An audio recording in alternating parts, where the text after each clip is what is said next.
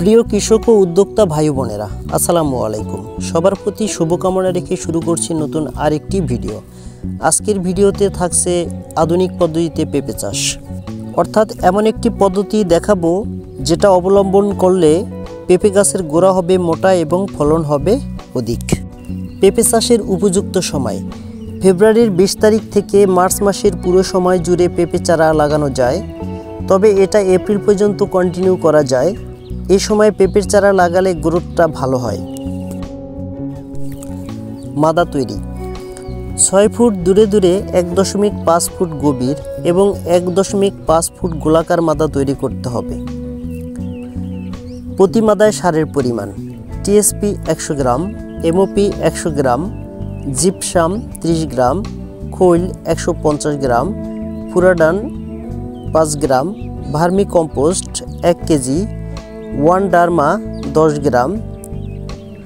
উল্লেখিত সকল সার মাটির সাথে মিশ্রিত করে গর্ত ভরাট করে দিতে হবে।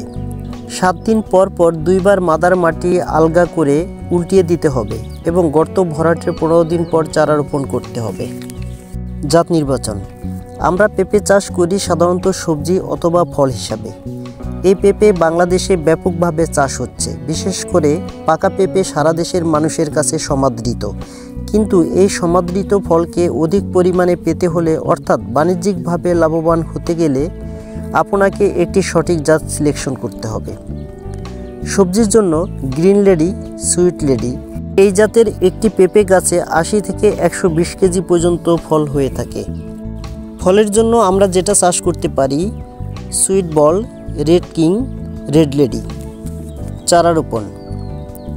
চারা রোপণের সময় গাছের সারি এমন করতে হবে যা সারি থেকে সারির দূরত্ব 6 ফুট এবং গাছ থেকে গাছের দূরত্ব 6 ফুট হয়। আমরা সাধারণত পেঁপে গাছ সোজা করে লাগিয়ে থাকি। যদি সোজা না লাগিয়ে দক্ষিণ দিকে কাত করে, অর্থাৎ 45 ডিগ্রি কোণ করে লাগাই, তাহলে আমাদের যা লাভ হবে, গাছের গোড়া মোটা হবে, তাড়াতাড়ি ফলন আসবে, গাছের গোড়ায় প্রচুর শিকড় আসে, গাছটি তুলনামূলক খর্বাকৃতি হবে, দ্রুত লিকলিকে হবে না।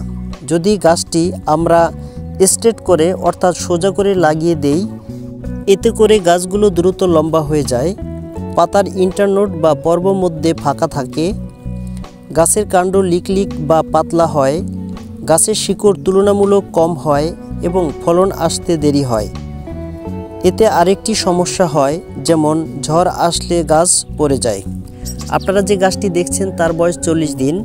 গাছটি আমরা এখন 45 ডিগ্রি কোণ করে রোপণ করব। যেহেতু মাদা আগে থেকেই প্রস্তুত করা ছিল, তাই চারাটি লাগিয়ে দেব এবং লাগানোর পরে পানি দিয়ে দেব। আপনারা যদি এভাবে গাছ লাগান, এতে করে লাভটা আপনি নিজেই দেখবেন। 25 থেকে 30 দিনের মধ্যে, অর্থাৎ 1 মাসের মধ্যেই এই গাছটি টার্ন করে সোজা উপরের দিকে, অর্থাৎ সোজা হয়ে যাবে। পেঁপের ভালো উৎপাদনের জন্য মাটির আর্দ্রতা বজায় রাখা খুবই প্রয়োজন। তাই ঠান্ডা মৌসুমে আমাদের 10 থেকে 15 দিনের ব্যবধানে নিয়মিত সেচ দেওয়া উচিত। তবে গ্রীষ্ম মৌসুমে 5 থেকে 7 দিন ব্যবধানে সেচ দিতে হবে, কারণ এই মৌসুমে পেঁপে ফসলে বেশি পরিমাণ পানির প্রয়োজন হয়। পেঁপের রোগবালাই ব্যবসায়িকভাবে লাভবান হতে চাইলে অবশ্যই আপনাকে যাবতীয় রোগবালাই এবং ক্ষতিকর কীটপতঙ্গ থেকে পেঁপে গাছকে রক্ষা করতে হবে।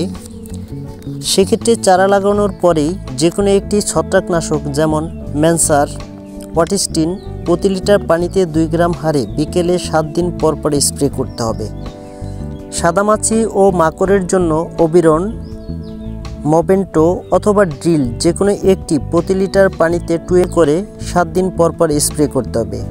গাছের স্বাভাবিক বৃদ্ধির জন্য ফ্লোরা স্প্রে করতে পারেন। সুপ্রিয় দর্শক, আজকে এই পর্যন্তই। এতক্ষণ এগ্রো 36 এর সাথে থাকার জন্য ধন্যবাদ। ভিডিওটি ভালো লাগলে চ্যানেলটি সাবস্ক্রাইব করে বেল বাটনটি অন করে আমাদের সাথেই থাকবেন। আবার দেখা হবে নতুন কোনো ভিডিওতে। খোদা হাফেজ।